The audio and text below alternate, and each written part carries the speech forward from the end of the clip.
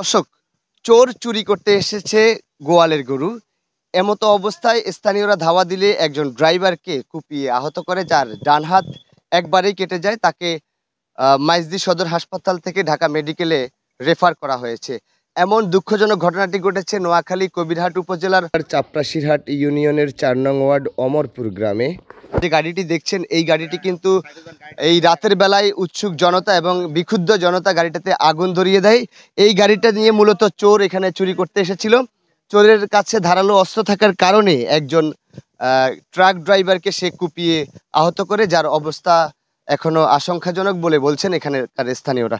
আমরা এখানে যারা স্থানীয় প্রত্যক্ষদর্শী ছিলেন তাদের কাছ থেকে শুনতে চাই এখানে কি ঘটেছিল।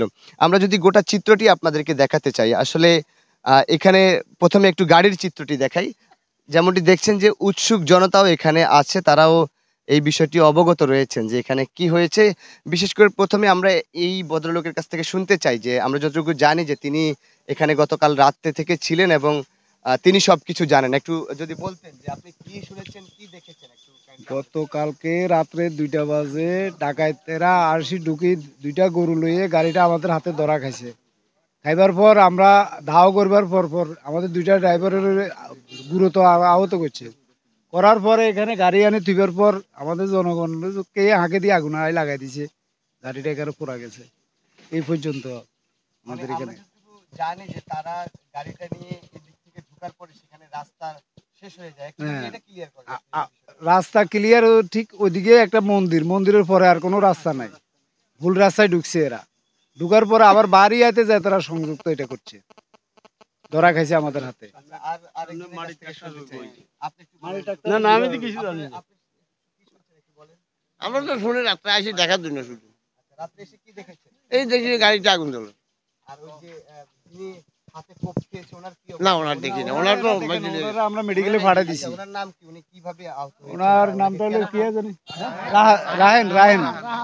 বাড়ি কোনটা জানেন? এর বাড়ি হলো চাপরাশিরহাট ইউনিয়ন। আচ্ছা, মানে ওনার হাতে কোপটা কিভাবে লাগে? যদি ডাইন হাতের এখানে কিরিসের কোপ লাগছে। ওদের কাছে কি ধারালো অস্ত্র? ধারালো অস্ত্র আসলে 3 জনের হাতে ছিল। ওরা মোট কয়জন ছিল? 5 জন। গরু কয়টা আটক করেছে? গরু 2টা। গরু 2টা আটক করে গরুটা থানায় নিয়ে যাচ্ছে। আচ্ছা, আর এখানে যে ইনজুরি হয়েছে তার মূলত কতটুকু জায়গা কাটা গেছে বলে বলছেন? জায়গা কাটা গেছে, নিজ হাতটা পড়ে গেছে নিচের মনে। কতটুকু না ঝুলি গেছে।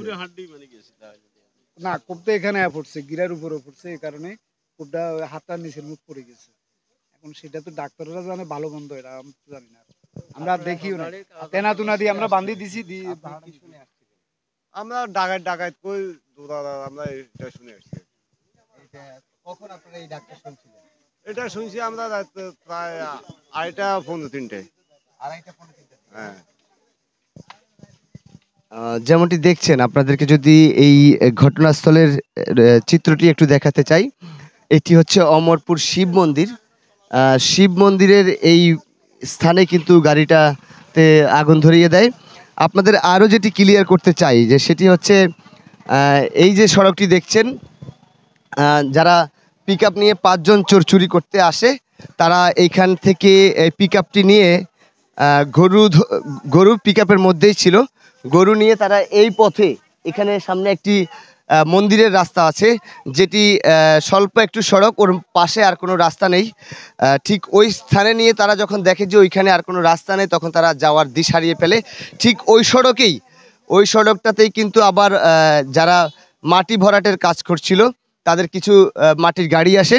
ঠিক গাড়িটা মূলত ঢুকে যখন পড়ে, ওই রাস্তা না পেয়ে গাড়িটা যখন ব্যাক করতে যায়, তখন ঠিক এই মুহূর্তে সামনাসামনি একটা মাটির গাড়ি ঢুকে পড়াতে রাস্তাটা আটকে পড়ে, যার কারণে দিশ হারিয়ে ফেলে এই চোরের দল। তখন এই যে গাড়ির ড্রাইভার, মাটির ভর্তি গাড়ির ড্রাইভার, তাকে লক্ষ্য করে কিন্তু তার ডান হাতে কোপ মারে এই চোরের দল। পরবর্তীতে তার অবস্থা যখনই আশঙ্কাজনকভাবে দেখা যায়, তাকে মাইজদি সদর হাসপাতালে রেফার করা হয়। সেখান থেকে তারাও তাকে ঢাকা মেডিকেল কলেজে হাসপাতালে ফরওয়ার্ড করা হয়। আমরা এই বিষয়ে কবিরাট থানার ভারপ্রাপ্ত কর্মকর্তা শাহিন মিয়ার সাথে কথা বলেছি।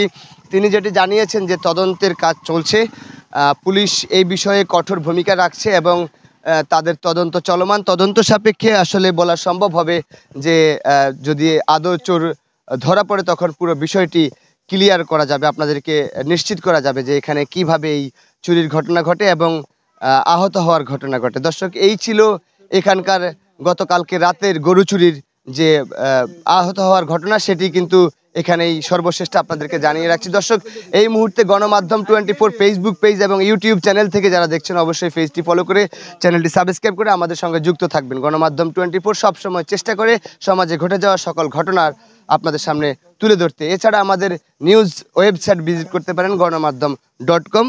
আজকে আবারও নতুন কোনো ঘটনা নিয়ে আপনাদের সামনে হাজির হব। সে পর্যন্ত সবাই ভালো থাকেন। আল্লাহ হাফিজ।